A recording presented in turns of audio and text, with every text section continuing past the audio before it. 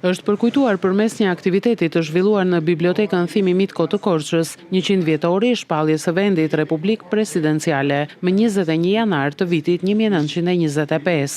Biblioteka Publike Thimi Mitko me mbështetjen e Bashkisë Korçë, në bashkëpunim dhe me Akademinë e Shkencave dhe me Departamentin Histori Gjeografi të Fakultetit Fan Stelianoli, do të kujtojë një ngjarje të rëndësishme historike, madje një nga ngjarjet më të rëndësishme historike të shtetformimit shqiptar, 100 vjetorin e themilimit të Republikës Presidenciale, në të cilën Asambleja Kushtetuese shpall president Ahmet Zogun, i cili institucionalizoi shtetin shqiptar. Gjatë aktivitetit u promovua shtypi korçar i kohës, i cili ka pasqyruar aktivitetin e Republikës së Shqipërisë në vitin 1925, ndërsa u përkujtuan edhe personalitetet korçare që kanë kontribuar në politikë dhe administrim gjatë kësaj periudhe. I ftuar i veçantë ka qenë nipi i Koçokotës, Harallamp Kota. Kjo ishte ajo lëvizje që bëri Ahmet Zogu, mbasi u kthye nga emigracioni, mbas kryengritjes së qershorit, që u kthye me legalitetin në dhjetor të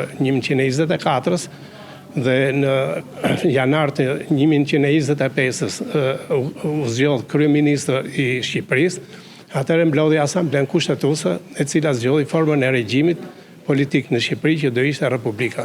Harallamp Kota i ka dhuruar edhe librin e tij më të fundit Bibliotekës së Korçës, i titulluar Tirana, vendbanimi hershëm i fisit Pellazgo Ilir të Etruskëve Tyren.